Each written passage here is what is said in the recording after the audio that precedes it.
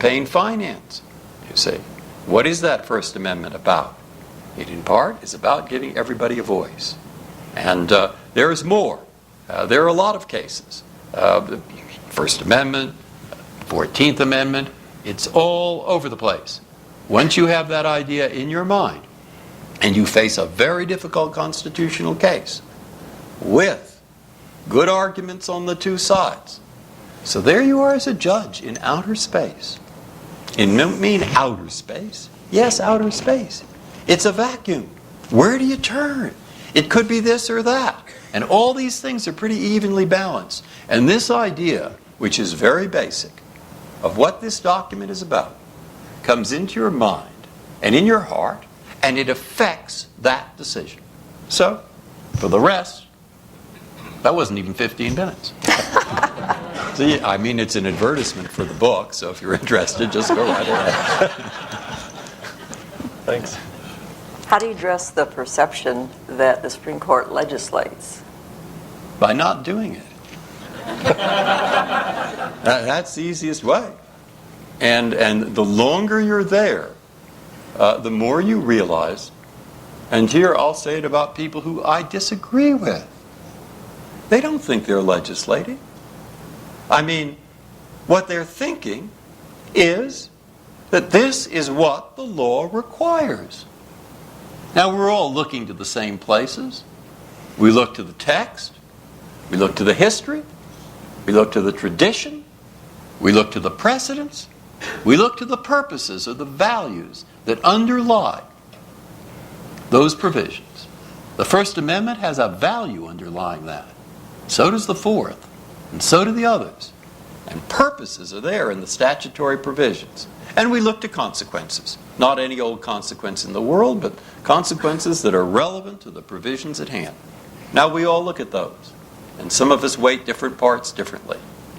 But it's not so long before you're sitting there and you'll get a case, and those 6 things that you're looking at don't quite tell you the answer. And so what you do in those cases, where of course they're difficult, and of course there are two sides, is you do your best working with the legal materials at hand, which we all know, who are lawyers and judges, are highly complicated, and in tough cases rarely dictate an answer. That's why you get difference of agreement. Differences of approach, differences of how they weight, people weight these different kinds of tools that we use, differences in outlook. And no one thinks that he or she is legislating. If we're to be legislators, and we're to do what we like politically, well, we're in the wrong place. And that's what I say to my students I used to in law school. You want to make money, go into business. You will in fact find that businesses contribute enormous amounts to American life.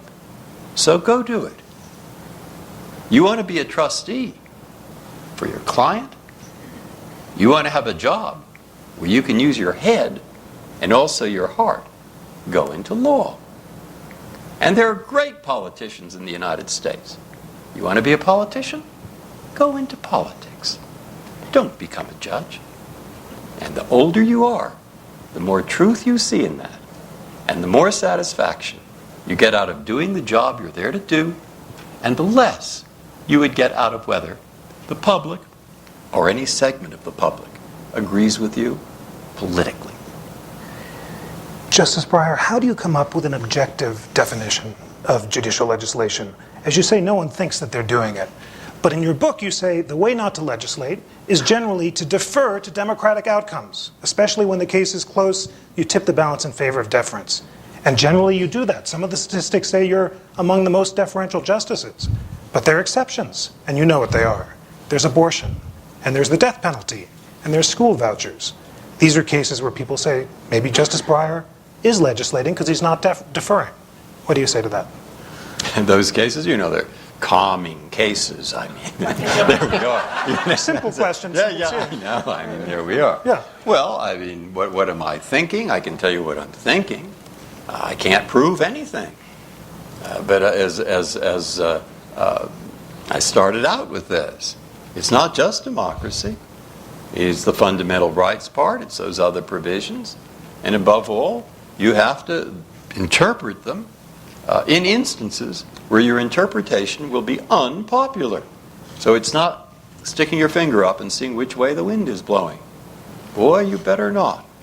So what do I think about that? Do I think I'm being inconsistent? Of course I don't think I'm being inconsistent. I decide the way the gun case comes out, I was against that. And I wrote my reasons out the best I could. And I agreed with John Stevens, and it's a close question. And I thought, in essence, that everyone thought there's an individual right. Nobody denied that. But the question is, what is the right? What is it? And I thought it's shaped by that purpose clause, and I thought it gives, given the purposes of it, it would give quite a lot of leeway to the legislature to regulate guns. And then, was this an extreme case? You could have found that one either way. Yeah, you could say it's an extreme case. They said no handguns in District of Columbia. I said, well, it's handguns, and it's the District of Columbia. It's a big city. Hey, they have a big problem there.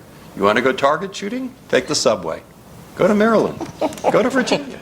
It's only 75 cents or $1. You can do it. $1.35 now. Right, or whatever, $1.25. Okay, that shows you what a privileged life I lead. I haven't been in that far. It's rough out there, man. I know, it's terrible.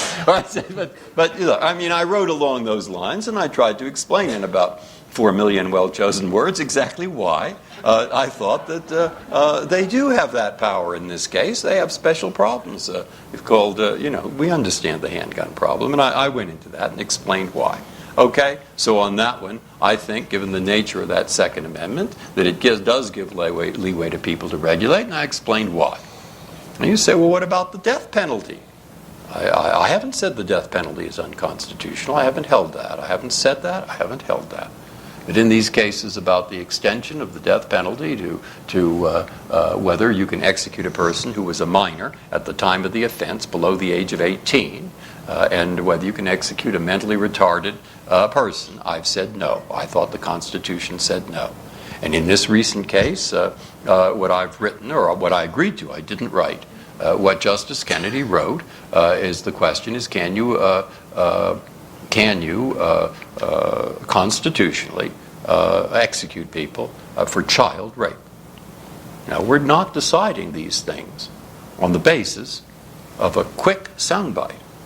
And so if you just ask a person that, I'm sure the opinion polls would say 1,000 to 1, sure, God, what a terrible thing. And it is a terrible thing. They're right about it being a terrible thing. But I think what I said from the bench, see, I'm not going to say, if I say anything here I haven't said, that's an unfortunate thing for you, but luckily you may not have read every... So what I said from the bench on this, I didn't write separately, but I did ask this question, and I said that our job in this area, as I see it, is not to say whether the death penalty is good or bad or indifferent, but we are, as a court, using the Constitution, interested in the administration of justice. And if you look at the death cases, going back to 1970, you will see a court concerned primarily with the fairness of administration. And a lot of rules have developed out of those cases.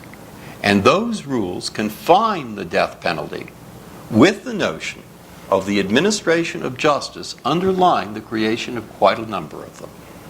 All right? Now, viewed with that lens, and this was, I'm talking about this to the lawyers, saying that I can think of a lot of crimes. I think my question was roughly along these lines. A lot of crimes. Mayhem. Torture. Assault. Child rape. Where you can find examples that are unspeakable beyond belief. Now, if the state, under the Constitution, has the right to apply the death penalty, here, it goes all over the place. And we will have to administer a system where the issue before the courts is whether this assault or this mayhem this particular